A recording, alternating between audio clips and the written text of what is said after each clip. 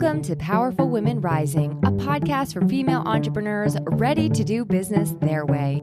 Grab your coffee and join host Melissa Snow, business relationship strategist and founder of the Powerful Women Rising community, as she interviews industry experts and shares insights on strategy, marketing, mindset, and more.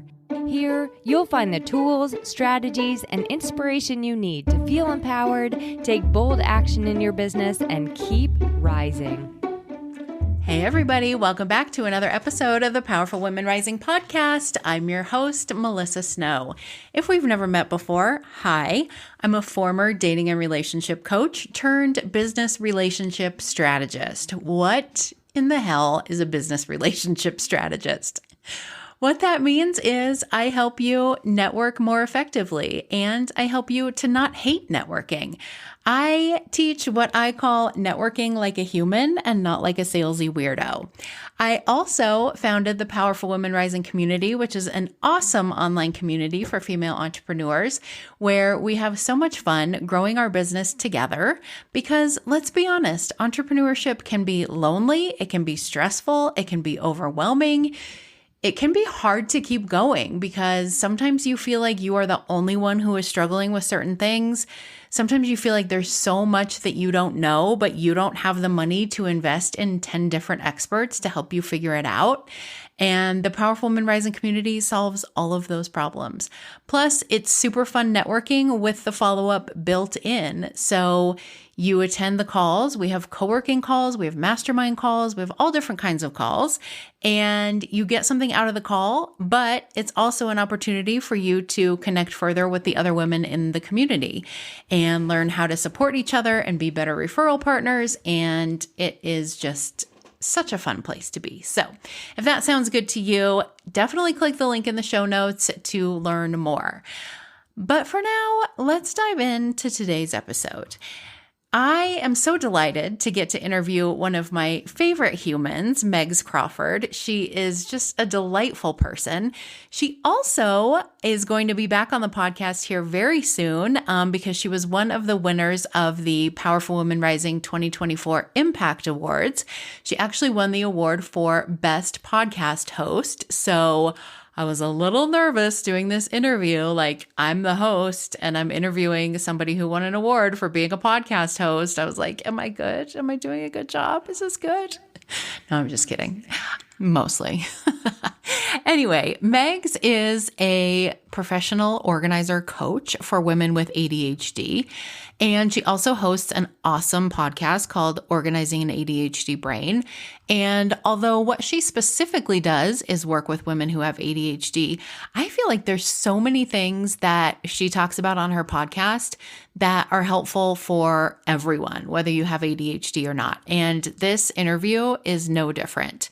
We talk about some things that are specific to women with ADHD, but I also think that so many of this is going to be helpful to you if you just struggle to stay organized with your business, if you struggle to keep up with everything, if your physical space feels cluttered or maybe your mental space feels cluttered, and you sometimes have a hard time moving forward because of all those ideas or all of that stuff or just everything that is in your brain or in your space that keeps you stuck. So I am excited to share this interview with you and for you to learn more about Megs and what she does. So Megs is an entrepreneur with a corporate background in project management, and now she uses her skills to help women with ADHD conquer their decluttering goals and understand their brains better. She is also a mama, a wife, an animal lover. Fun fact, she adopted one of my foster kittens, and he's about the cutest thing in the whole world. Megs is also a singer, a speaker, a teacher, one of my favorite friends, and so much more.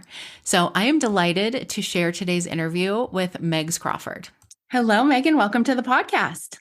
Thanks for having me. Yeah, so excited to talk to you today about organizing. It's funny that this is a topic that we're talking about because I just this morning was looking around my house and I was like, I am going to lose my mind. Like there's just piles of stuff everywhere and unorganized that like, I should have just had you come over and we could have recorded the podcast while we organized. I would love that. I feel like that's a Genius. good future state podcast episode. Yes, let's do it. But then I feel like we'd have to do it on video, and I'm not sure I want people to see all that.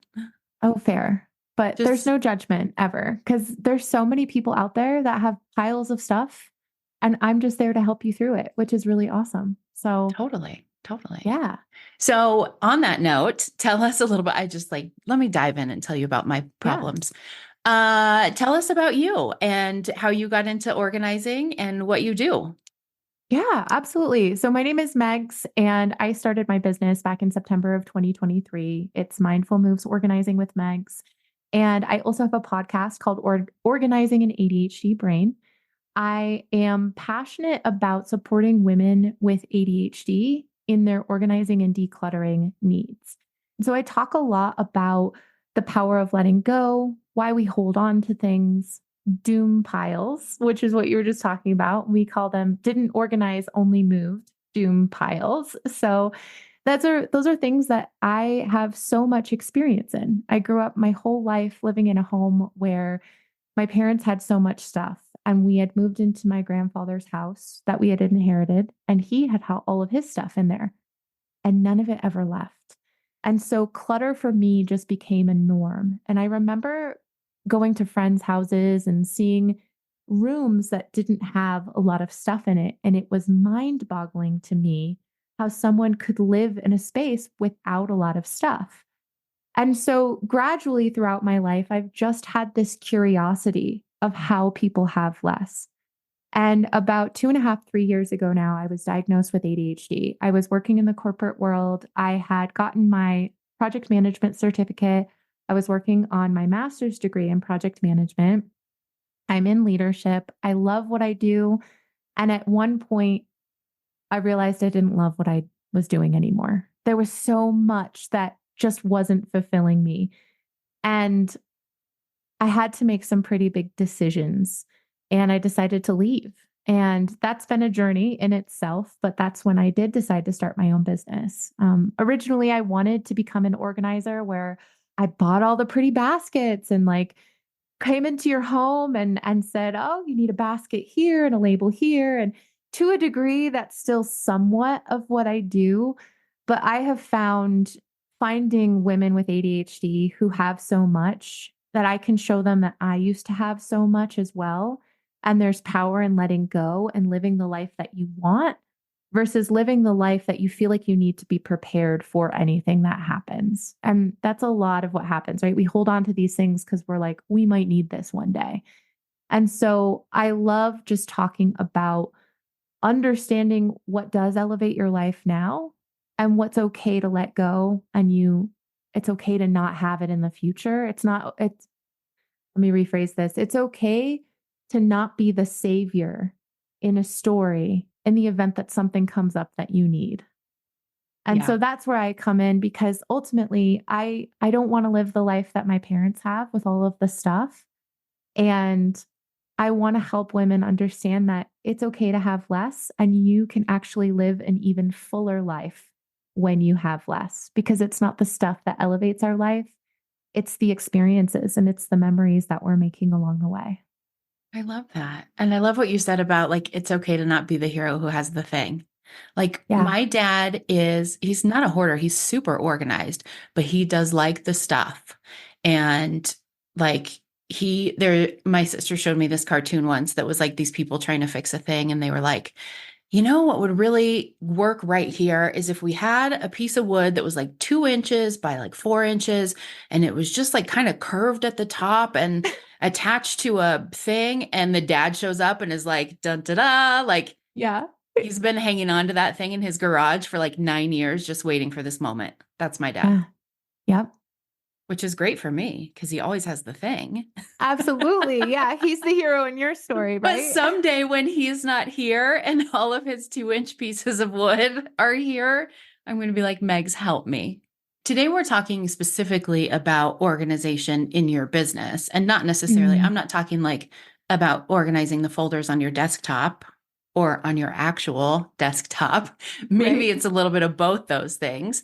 And we're also not talking about organization in terms of like leadership organization or like, the supervisor and the managers and staff. We're talking about like more like being organized in your space and being organized in your head. And I know that what you do is specifically for people with ADHD, but I also think if somebody's listening to this podcast and they don't have ADHD or they've never been diagnosed with it, at least, that there is still a lot of benefit to them listening to this episode, because organization is a challenge, I think, no matter how your brain works. And Yeah. sometimes we take it to the other end of the spectrum, right? Like I've noticed that with people with ADHD is there's a lot of people that are like, I can't keep up with it. I can't pick my stuff up. My house has been a mess since 1984. And then there's other people, which actually generally is the spectrum I fall into, which is like, if there's one thing on the counter, it's too much clutter and it's got to go. Yeah. And I think a lot of just humans in general are like that too. Yeah. So let's talk about this first. What does it mean to have an organized business? That's a great question. And so I don't think there's a perfect answer for that. And I don't think that there's a one size fits all. In fact, there's not a one size fits all because we all have different businesses. We all have a different way of running them. And we all have different brains, whether we have ADHD or not. So when it comes to having an organized business, it's sitting down and actually understanding what that means to you. And so as far as like your space, having an organized space, it's being able to go somewhere and finding the thing that you're looking for because it has a home. It's having less in the space that you're working in because there's less to distract you from the things that you need to get done. Because as business owners, we're really good at the things that we love to do, but at the same time, we're not great at getting the things done that are not fun to do. And especially if you don't have the money to be able to, to spend to have someone else do it for you, you're having to sit down to do those things. And I know whenever I sit down and I see distractions of things that I feel like I have to do in that moment, because we have two speeds. We're either get things done right now or later. And so if I'm sitting down and there's something that I don't want to do and I see something that I could do right now, that is exactly the thing that I'm going to be doing in the moment. So it's so important that we have a space that is non-distracting from the things that we're trying to get done as business owners so that we can effectively run our business in a way that makes sense. Now, for some people, that's not necessarily something they could do in a day or in 3 days or even a week because it's taken us so long to accumulate the stuff in our home. We want to be able to accomplish having this peaceful space to live in or to work in a day because that's what our mind sees. But in reality, because we're time blind and we don't necessarily have the capacity to estimate how much time it's going to take to get rid of everything, it takes us, it's hard for us to even get started. And so coming back to the original question, because I could go off on a rabbit hole here, squirrel. What does it mean to have an organized business? And so it's different, than the stuff on your desktop, than the stuff in your home. And when you actually think about your business do you have some main priorities that you're focused on that you're trying to achieve? Do you have smaller goals that you're working toward on a regular basis? Because again, when it comes to ADHD, it's hard for us to set priorities, which means that everything is important. And when everything is important, then nothing is important because our brain is being divided in 100 different ways. Whereas if we're focusing on 4 different things, we're only dividing our brain into 4 different quadrants to focus on these 4 main things that are most important. And it's funny because as a professional organizer, I do focus on the physical space of things. And as I'm in my 2nd year of business now, I'm now really honed in on the abstract space, like my brain space and the things that I'm putting my effort and focus into now, because I see such a direct correlation between the space and then the clutter that's going on in my brain and the stuff I'm trying to achieve. And so, just because I am organized, so to speak, right? Just because you get organized doesn't mean that ADHD goes away. It doesn't mean that you then live a life that's perfect. It just means that things are just a little bit easier because we are removing some of the barriers that are in the way of getting things done. And sometimes it's those barriers that prevent us from getting the biggest things done. I hired an assistant probably about a month and a half ago, and I didn't really, I knew I needed help, but I didn't know the extent to which she would be able to help me. And sometimes it was eliminating just one barrier. And I was able to take care of the rest because that one thing wasn't in my way any longer.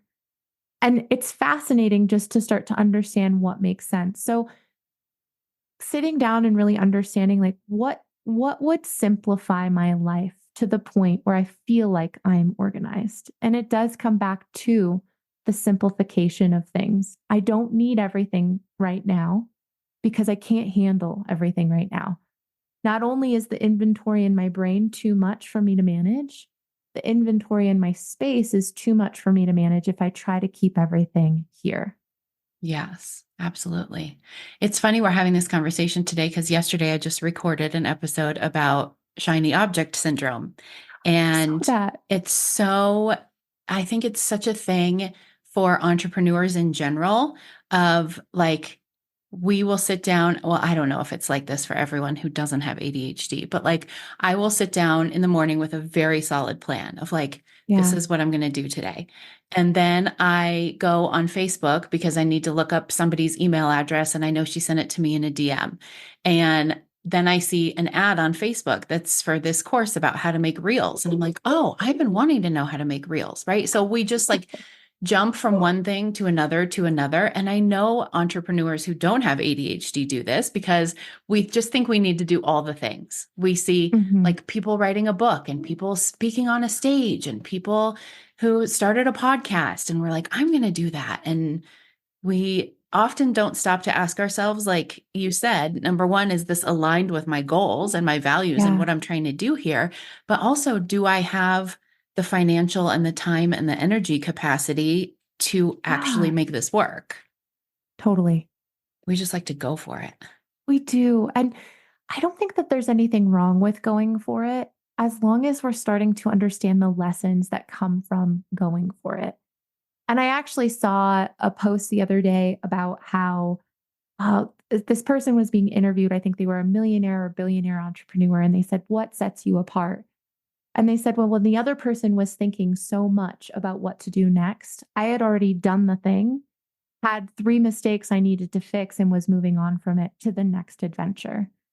And that meant so much to me because I think sometimes we're afraid to take the leap because we want to be perfect. But if we're not perfect, we think we're a failure. But really, we're not a failure because ultimately, at that point, likely not many people have seen us as at the perceived failure. So really, we're just learning and we're putting ourselves out there in the capacity so that the next time we approach this same situation or a similar situation, we can do it with a different set of eyes with the knowing that we now know. And Yes. I think that's so key. It's like it's okay to do it. I like even as far as social media goes, I have been told a million times, stop putting all of your effort in all of the social media platforms. Just pick one and that let that be the one that you put the effort in. As many times as people have said that to me and it sounds like the greatest idea, the implementation of actually taking myself off of those the extra ones is very difficult. And so I've been doing it a little bit at a time.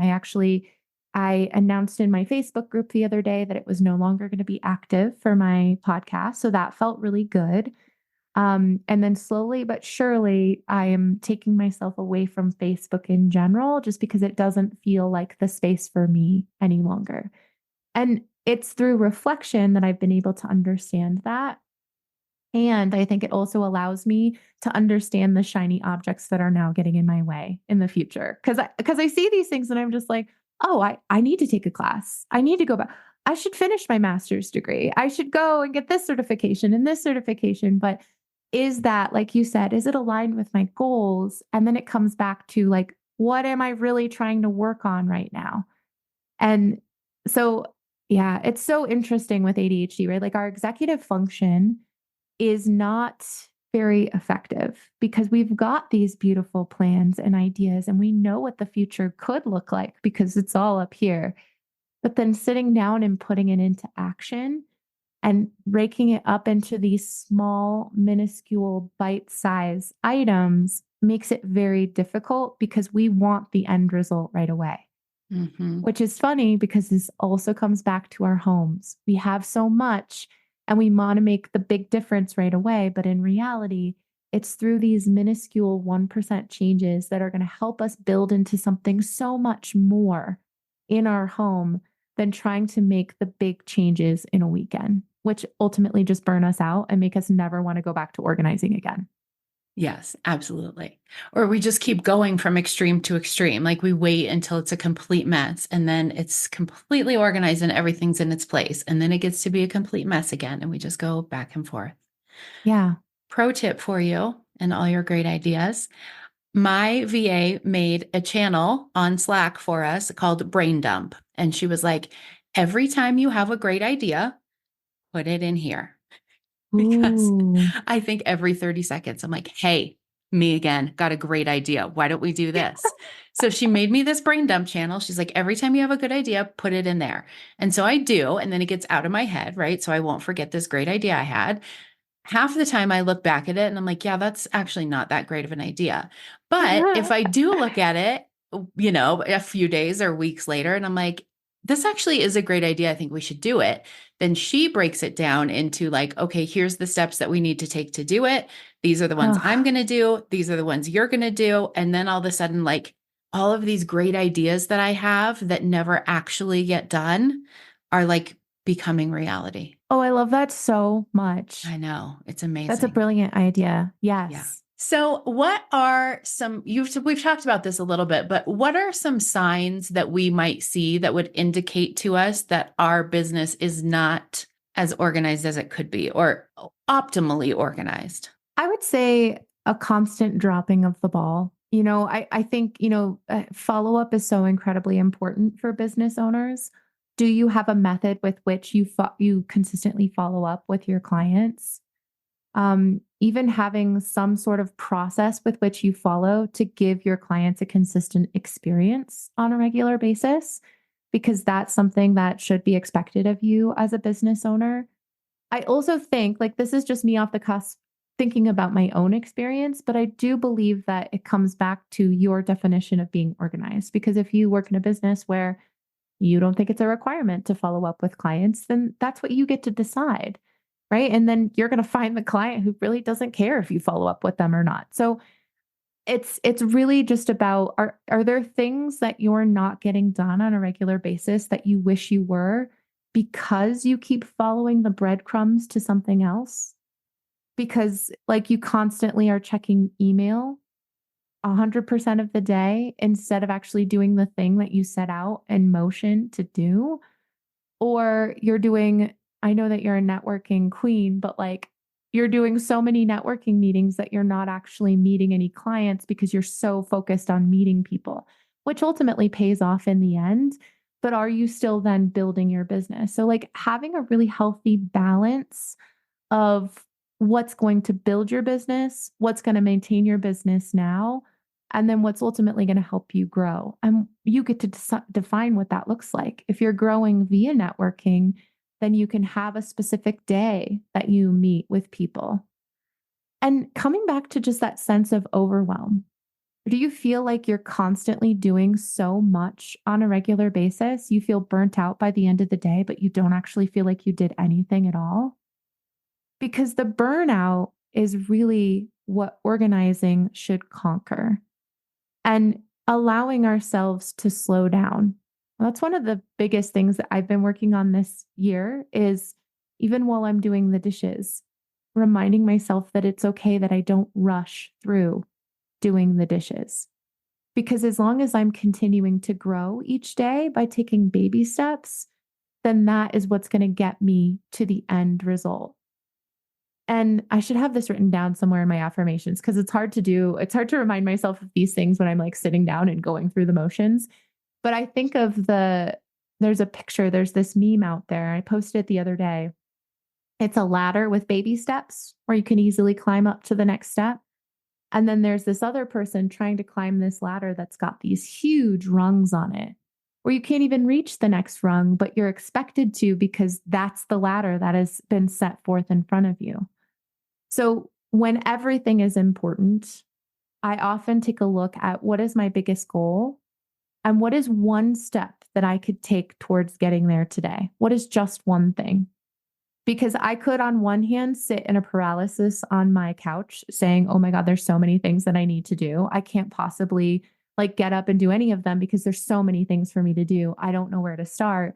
Or I could challenge that and say, what's one thing I could do? And the one thing I could do is literally even just simply get up off the couch and be like, okay, now that I've done that, what's one more thing I can do? And breaking it down because my executive function isn't necessarily going to do it for me unless I start to challenge it in that way. Yeah. I love the idea of just doing it a little bit at a time. I remember when we're talking, I'm thinking about when I was a little kid, and I remember my room was a mess, like mess. And I can remember my mom being like, go clean your room. Don't come out until you're done. And I remember going to my room and just sitting there and crying because like, I didn't even know where to start. Like, what do I even do in here? And at some point, I think she must have come in to help me. She felt bad for me and showed me how to start. Like, okay, well, first, let's just pick up all the dishes. First, let's just pick up all the trash. Now let's pick up all the dirty clothes. Now let's pick up all the clean clothes and put them back where they go, like one little thing at a time. Because when you walk into the room and it's like, I've got to do something with all of this, that's a lot for anybody. Yeah, that's exactly how I work with my kids now, is breaking it up. But unless someone's telling you, it can be very difficult to do. Sorry, go ahead.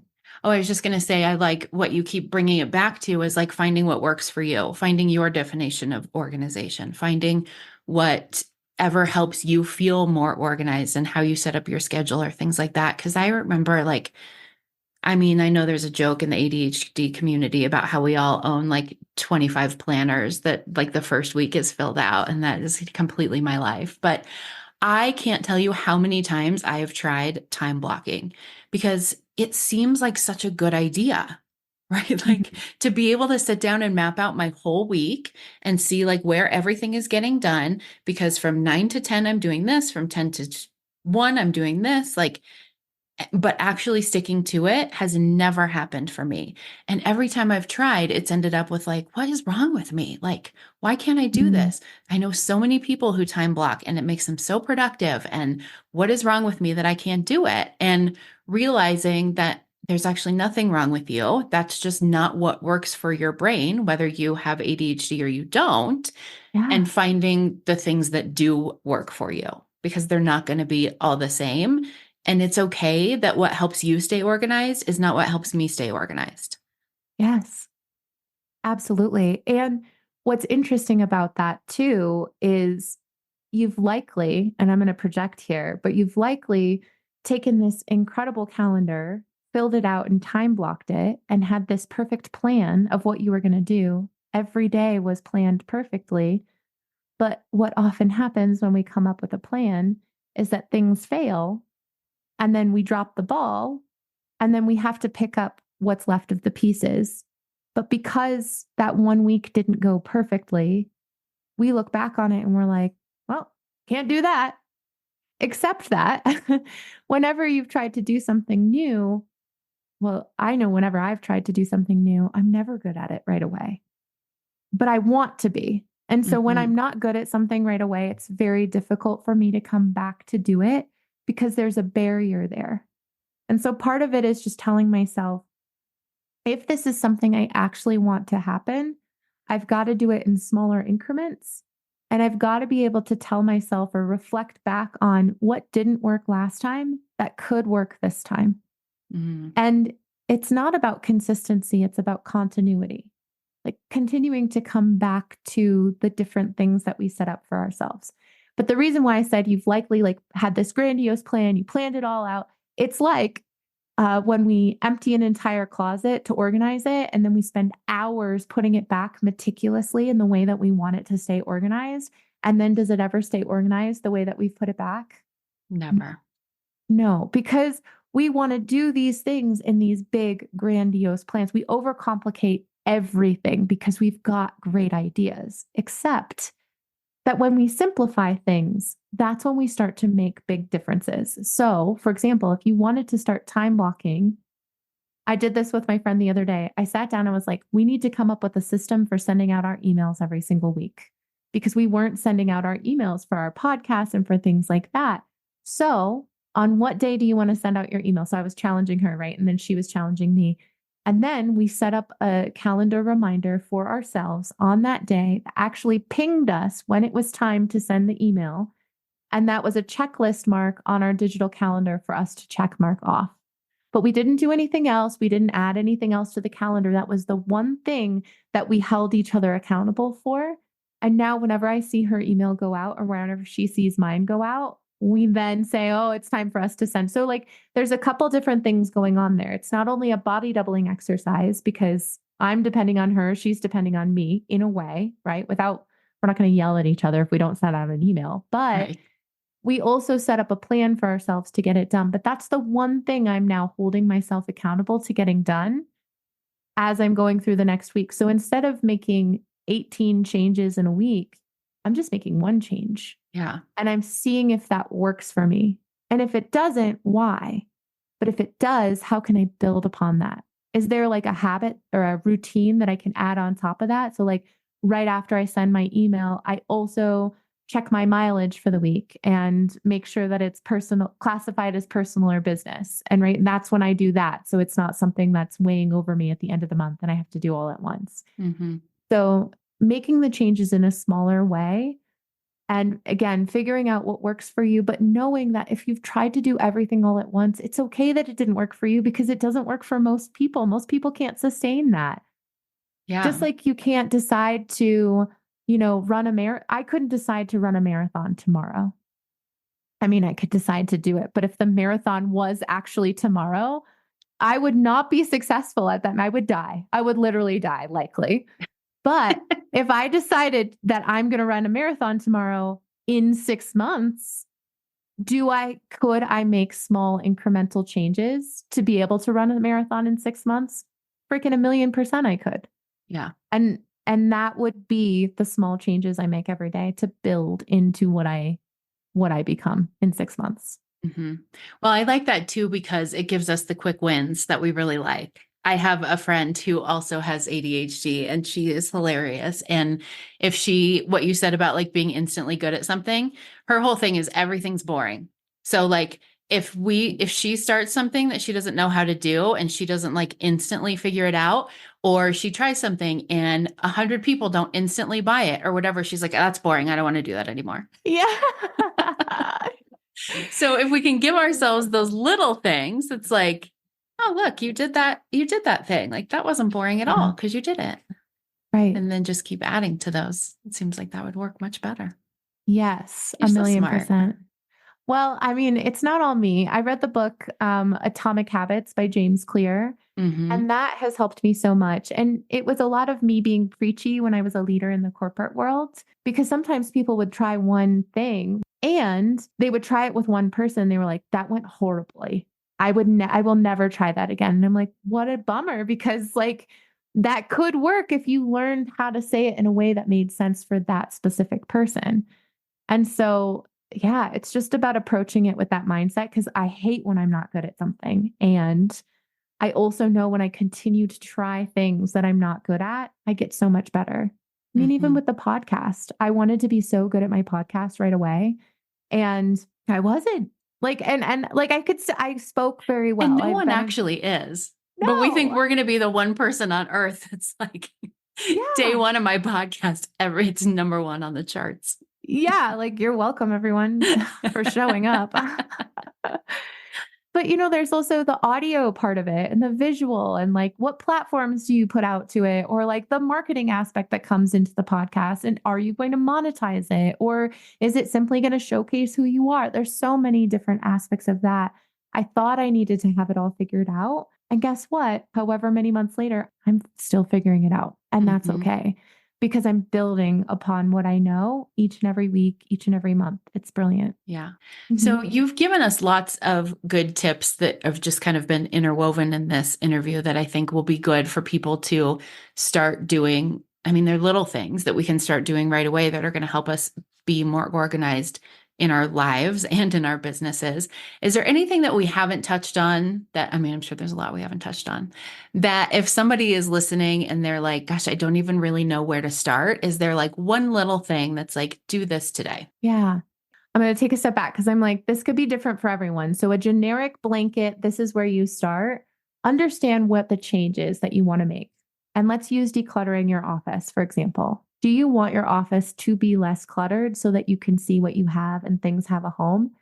Then start today by setting a timer for 15 minutes and see what you can get done in 15 minutes. It doesn't sound like a lot of time, but it's actually huge. You can get so much done in 15 minutes by simply just setting a timer. And what that does for you too, because we're timeline, at least those with ADHD, it helps us get into the project, but to also know that when that timer goes off, we're allowed to leave that project. In fact, I recommend that you do, because if you get into hyper focus mode, you can get into that burnout mode really easily, where like it's 3 hours later and you're like, what have I done with my life? So 15 minutes allows you to get little increments done in a reasonable amount of time so that you can keep coming back to it day after day. And then ultimately, if you're doing that for 5 days in a row, that's an hour and 15 minutes now that you've put into creating a space that's going to elevate your work. So after a month, and what is that, 5 hours later, you've now created a space that feels so much better for you to work in. And a month seems like a long time, but in the reality, when we're still taking care of kids and having to make food for ourselves and having to like live a healthy lifestyle, 15 minutes is a very small amount of time for you to be able to dedicate to that little space for you to make those little differences in your world. And I still do it to this day. There's still stuff I'm getting out of my home. I'm always decluttering just because that's now a part of my life, but it's a healthy habit that I've created for myself. I don't do it every day, but sometimes I do it in the morning. Sometimes I'll do it in the evening. And one thing that I like to do is before I go to bed at night, if there's dishes in the sink and I don't want to clean them, I first talk to myself about how morning Megan would be really ticked off at nighttime Megan if she didn't do anything here.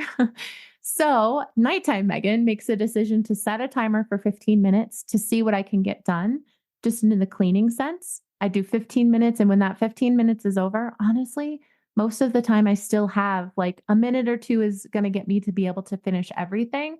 And I do it and I feel so much better. Whereas and morning Megan allowed, is very happy. Oh my God, she is so proud of nighttime Megan. Yeah. So and you know, the thing is just reminding myself, like, it's going to have to get done whether I do it now or later. It's going to then accumulate the next night too. So if I continue to put it off, it's just a delayed decision for me to have to come back to later. And ultimately, a lot of the stuff in our house is just a delayed decision. We haven't figured out what to do with it yet. So making the full decisions and putting a time frame around it can make it so much easier to get the things done, even when we don't want to, because it gives us all of the it does not give us the dopamine we are seeking in the moment. Mm-hmm. I love that. I heard once somebody, I can't remember even where I heard it, but for people who like struggle to work out or go to the gym or something like that, it's like, don't even tell yourself that you have to go work out. Like, just say, I have to put on my workout clothes and my shoes. Like, that's it. Or like, put on your workout clothes and your shoes and do 5 minutes on the elliptical machine. All you have to do is 5 minutes. Cause then your brain's like, okay, fine, 5 minutes. After 5 minutes, you're like, okay, I'll just keep going. Like, I'm already on here anyway. Right. But just breaking it down into those little steps of like, and giving yourself permission. If I get on the elliptical for 5 minutes and 5 minutes later, I'm like, I still don't want to freaking do this, then I'm done. Exactly. And the world survives. Yeah. But it comes back to that all or nothing. We think we need to go to the gym and we need to be sweating. We need to be like lifting weights. We need to be doing everything. You need to be there for 2 hours. Yeah. Right. And incorporating all kinds of different, but really, if we did 5 minutes of exercise every day, that's 5 minutes more that we're dedicating to our bodies than we would have otherwise. Right. And I say that's a win, you know, and just kind of bringing it back to, and we need to, especially with ADHD, take care of our bodies in that way, because that's such a fresh start to the morning. It gives us such a pump of focus and energy that we need to conquer the day in a way that makes us feel better versus just trying to do everything all at once and get it all done in a day, which is so unrealistic. Yes, absolutely. This is so good. I feel like we could keep going for another hour, but we won't. Probably. But maybe I'll have you back for a part 2. Yeah, I would love that. These are really, really great tips, I think, for anybody who is struggling with organization or anyone who is a human with a brain and a home and stuff. Yeah. If people want to connect with you more, if they want to get more of you, what's the best way for them to do that? Yeah, check out my website. It's mindfulmegs.com. You can reach me on all of my socials there too. There's also a connection to my podcast there. So, Organizing an ADHD Brain. I'm on Apple Podcasts and Spotify, anywhere you listen to podcasts. And then I like to spend a lot of my social media time on TikTok and Instagram. So check it out there. And I would love to hear from anyone who's interested in a more organized journey ahead of them. I love your videos. I love your organizing tips. I also love that sometimes your little kitty cat makes an appearance in your videos. He does. Yeah. He's like my little mascot, Teddy. He's so cute. Is he very organized? No. He's not. I would say his sleep is quite off lately, not very organized at all, which has set us off into like a frenzy in this household. But his cuddles are on point. I will say that when he's ready to cuddle, they're on point. One thing at a time, Teddy. Baby steps. Yeah. Actually, I will say he's organized in the sense that I have like this little pet treat container in my pantry, and it has just a little label on it that says pet treats. And he climbs in there to sleep. So sometimes when we can't find him, I will go into the pantry and find him sleeping in a little labeled box. And it's freaking adorable. Because he is a pet treat. Yeah, he's so sweet. That's so cute. I love it. Thank you so much for coming on the podcast. This has been awesome. Thanks for having me. That's a wrap on this week's episode of Powerful Women Rising. Thanks for hanging out with us.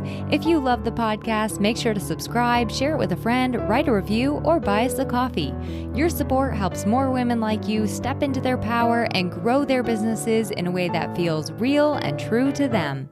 Want to keep the party going? Check out the show notes for details on our next virtual speed networking event, or join us in the Powerful Women Rising community.